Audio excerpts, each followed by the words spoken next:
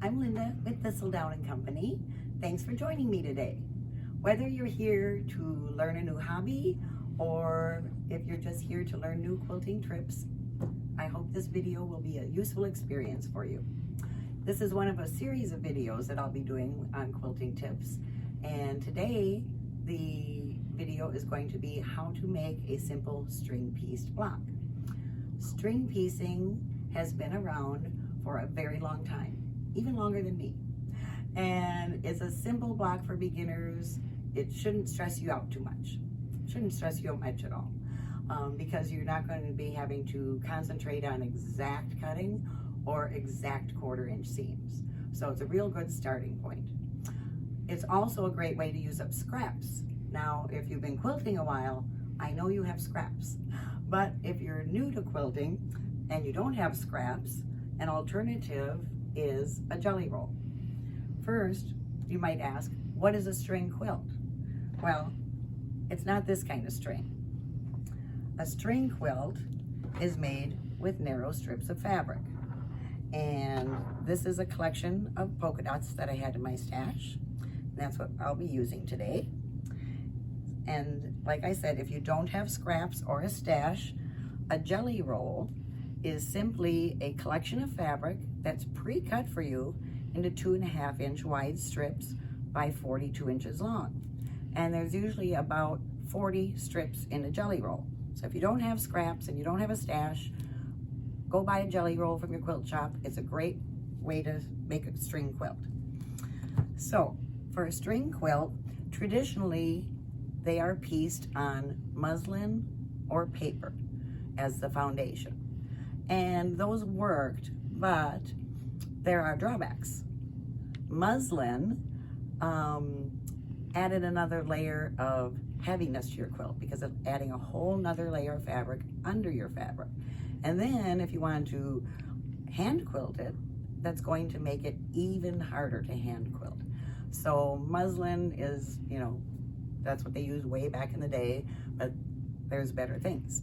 Then people evolved to paper, and paper was readily available. You could run it on your printer, you stitch through the paper, but when you're done with your project, you have to tear out all the paper, which is a mess, and it's very tedious and time consuming. So the alternative is a product I developed, and it's called Whisperlite Tracer Foundation. It's an ultra lightweight foundation material, like a very, very, very thin interfacing. There's no glue. This is not a fusible. It's simply a foundation, and it does all kinds of wonderful things, and today you'll see one of them. So we are going to be making an 8.5 inch quilt block. That includes your seam allowances. So we are going to be cutting an 8.5 inch square. If you have an 8.5 inch square ruler, that's great. That'll make it easy peasy. You can use a larger ruler if you like, but 8.5 make it wonderful. You're going to take a piece of large cardstock or paper, and you're going to draw an 8.5 inch square. And then you're going to be drawing lines. Now, this pattern will be available for download, the foundation of it, but you're going to be drawing lines, and these lines, as you can see, are not exactly parallel. Okay, they're kind of wonky. One end is narrow, one end is wide, and that adds a lot of interest rather than just being straight parallel lines. But by all means, you can do a string quilt with exactly parallel lines. This one is a wonky one. So we have our pattern. Then we're going to cut 8.5 inch squares of the Whisperlite. So you have an 8.5 inch quilt block, which will finish at 8 inches when we're done. You have an 8.5 inch square of Whisperlite. You're going to lay that on your pattern, and it'll stay put well enough. If you want to put a little piece on the tape on the corner, you can, but I've not had a need to. You're going to take your ruler, and then you're going to, with just a regular number 2 pencil, you're going to trace your lines. And just keep tracing, and it goes really quick, as you can see. Okay, and I know it's hard to see, but there's the Whisperlite, it's on there. It's almost invisible when you lay it on something white. So you're going to keep tracing your lines, and then when you're done, this is what you're going to have. You can see it on the paper there. So the lines are traced. So then we can go over to our machine and start sewing. Okay, here we are at our machine. We have our traced Whisperlite with the pattern on it, and we have our strings. And we're going to, now, string piecing is kind of a backwards thing. It's like any foundation piecing, but you'll get the hang of it. So lay your foundation down, and then you're going to take a string right sides up, and you're going to place it on your foundation, and you're going to make sure that you're covering this first line by at least 1/4 of an inch. Then you're going to take your second string, and you're going to lay it right sides together on top of the other one. Now, one of the nice features about Whisperlite, we're going to flip this over, and you can see through it very easily, okay? So with paper or with muslin, you can't see that you're well past the line for your seam allowance. So this allows you to see, to make sure your line is covered and you have at least 1/4 inch of fabric. So that's in place. We're going to take one pin and put it in so you can get it over to your machine. And we're going to put it under your machine. And you're going to sew exactly on the line. So that's really easy. You don't have to worry about 1/4 inch this, 1/4 inch that, which you do have to learn eventually in quilting. But for this, we're just going to stitch exactly on the pencil line. Stitch all the way across to the end and backstitch. Okay, take it out. Okay, so you can see we've stitched on the line. Now you're going to flip it over so your fabric's on top. Get that pin out of there. Then you're going to take your iron and you're going to press.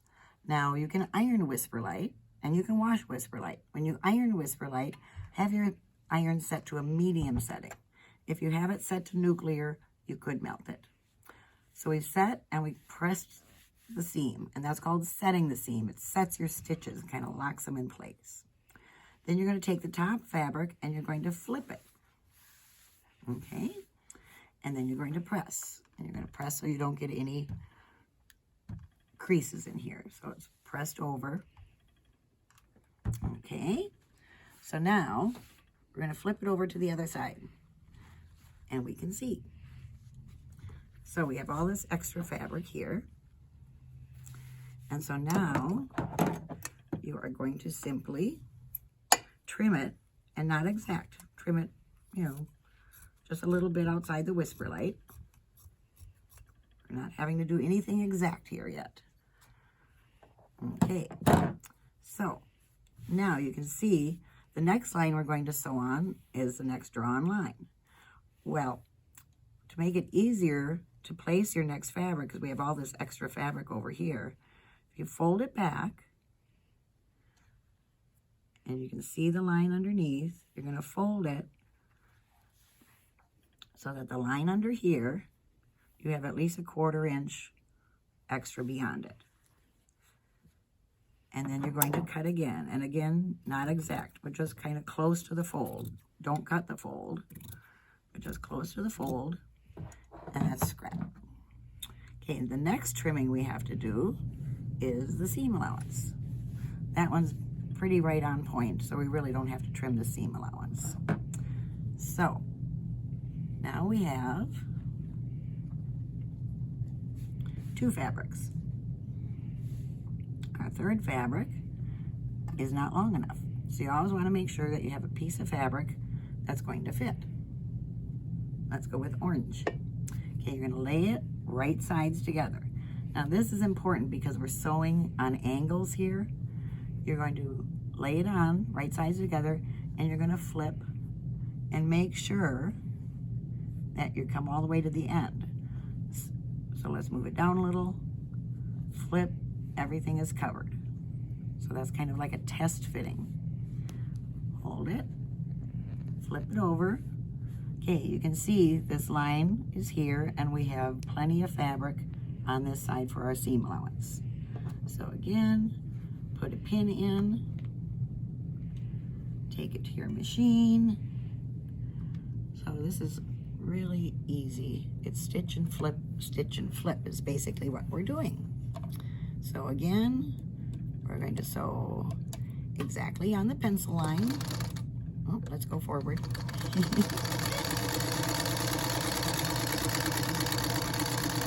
Try not to sew over pins. Don't want to dull your needle. Again, backstitch. Take it out. Okay, so now again we are going to set the seam. Then we are going to flip and press.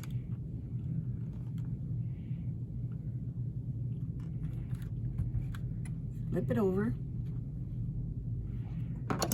Trim off the majority of the excess out here. I'll trim some of these off. The black looks kind of square. Okay, so now again, this will be the next line we're sewing on. So I'm going to fold this back. And I know I have at least a 1/4 inch to the fold there. And I'm going to cut near the fold to get rid of the excess fabric.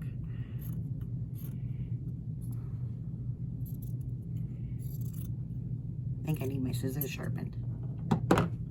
Okay, the next trimming we have to do, and you don't want to forget this, is your seam allowance. Now you can see this is bigger than a 1/4 inch. So you're going to take, and you can eyeball this, and you're going to cut your seam down to a 1/4 inch. See? No stress. Easy peasy. There we go with 3. Okay, we'll do one more. Let's see if this fits. See? This is what I mean by test fitting. This strip is not long enough because over here, that's not covered, and over here, that's not covered. So let's choose a longer one. We'll go with pink. And lay it down right sides together, do a test flip, and you can see it covers. Okay, turn it over, put a pin, and take it to your machine.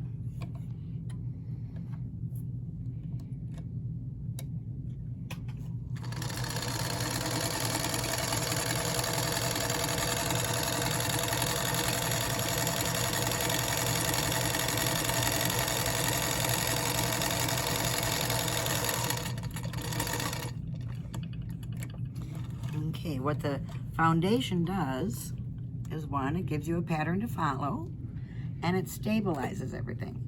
Because if you're sewing with scraps, you might have some bias edges, and you have bias edges over here where you're cutting at an angle. So the Whisperlite stabilizes all your fabrics. So there we go. We are going to set the seam.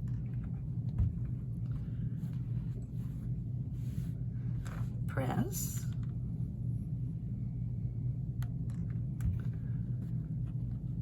Flip it over. Get rid of the excess. You can always use those scraps for something else maybe, right? And our scraps just getting smaller. Okay. And we're going to fold this back. Just made it there on the seam allowance. And then you're going to trim. And this is what you're just going to keep doing. And one more trimming of the seam, because that's not a 1/4 inch. So again, trim your seam to a 1/4 inch. or thereabouts.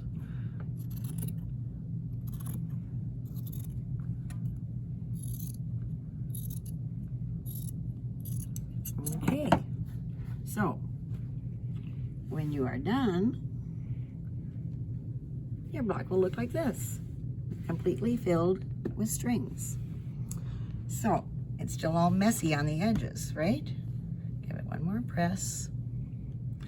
So now if you flip it over, probably have a hard time seeing on camera, but we have our Whisperlite square. That's 8.5 inches. And that just stays there. So let's go over to the cutting mat. Okay, here we are at our cutting mat, and I have my 8.5 inch ruler, which again, you don't have to have an 8.5 inch ruler, but they're very common and nice to have. So you're gonna lay your ruler, you're gonna of course have your Whisperlite side up, right side down, and you're going to line it up with Whisperlite square. You can see the edges of the Whisperlite, and you're gonna line it up, hold it, and now we're going to trim it to size with your rotary cutter. Now, if you're a beginner, you might not have a rotary cutter. I recommend rotary cutters. They're the greatest thing since sliced bread. Of course, I don't know when they came out with sliced bread, but you're gonna trim it. Okay, now I'm gonna turn my mat, because when you're rotary cutting, you never wanna reach across. Safety first. And one more. If you don't have a rotary cutter, you can use a scissors. Just make sure it's sharper than mine. Okay, now our block is trimmed. Isn't that pretty? So, I wanted to also show you this little block. Remember I talked about parallel lines? And look how tiny. So this is wonky lines. These are exactly parallel lines. This is a 4-inch block. And I drew the lines 3/8 inches apart. And I just did a bunch of solids and did a gradation of rainbow colors. And same thing. The Whisperlite is on the back. You take your rotary cutter, line it up with the Whisperlite. Take your rotary cutter, trim, trim.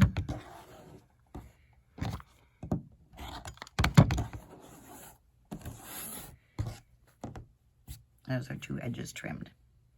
So you can do itty bitty foundation piecing with the Whisperlite. So now, what do you want to do with your square? Well, you could make a quilt out of just all these string squares.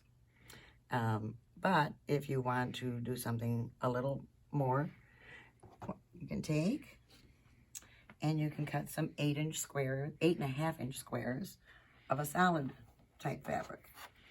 Take your 8.5-inch squares, cut them in half diagonally. And you've got this.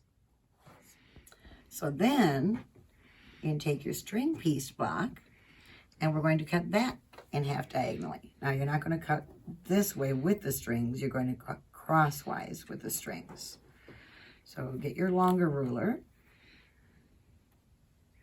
get exactly on the points, hold,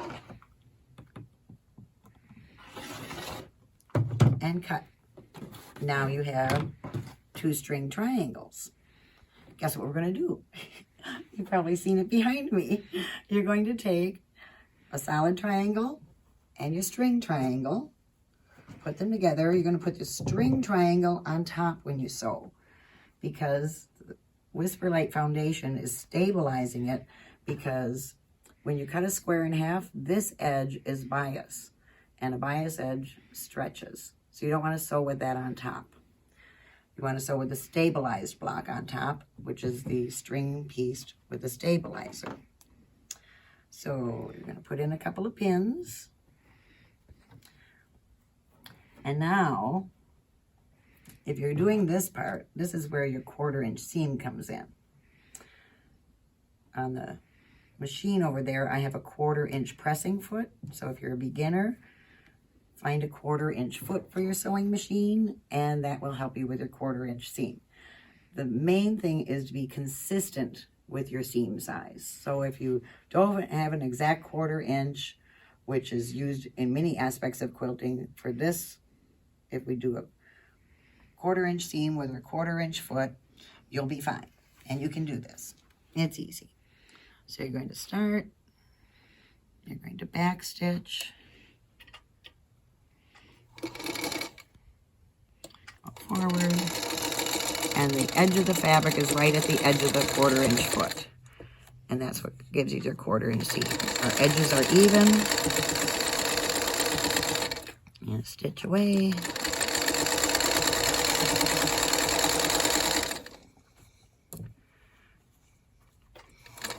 Did you hear the joke about the 2 strings that walked into a bar? 2 strings walked into a bar. The bartender looks at the first string and goes, "Hey, are you a string? We don't serve strings here." So he leaves. Second string is approaching the bar. Bartender goes, "Hey, are you a string?" And the second string goes, "I'm afraid not." Sorry, I couldn't resist. Heard that string joke a long time ago, and seeing as we're string piecing, I figured it was appropriate. Okay, we're at the end. We're going to backstitch and take this out. Back to our iron. We're going to set the seam, and then we're going to press it open.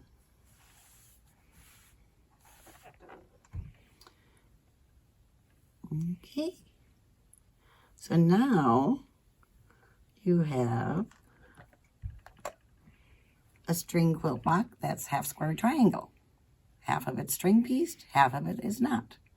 And with these blocks, you can do all sorts of things. When you put them, you can put them up on a design wall or a floor if you don't have a design wall. And you can make all kinds of different patterns and arrangements. You can do all kinds of different things. You can go like this, and then you can repeat the same thing over here. You can do a pinwheel. Pinwheels are always fun.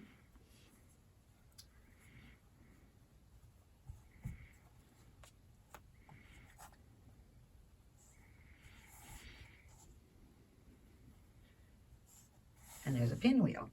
And then you continue that. So make a bunch of these blocks, play with the design, or just keep them as one. Then you just have a bunch of squares, and then you just put those all together. But whatever you decide to do with your string blocks, I hope you have fun with it. Like I said, it's not very stressful. And you can see where the Whisperlite foundation makes it much easier. You don't have paper to tear out. The Whisperlite is there to stabilize your block. It's lightweight if you want to hand quilt through it. It's super easy to hand quilt through because it's like it's not even there. And the Whisperlite comes in 1 yard, 2 yard, 5 yard packages, and we also sell it by the 25 yard bolt. So remember, you can wash it, you can draw on it, you can iron it, but just not nuclear. And there you go. That is the tutorial on string piece blocks, and I hope you enjoyed it. I hope you have fun with it. Go out and sew. Thanks.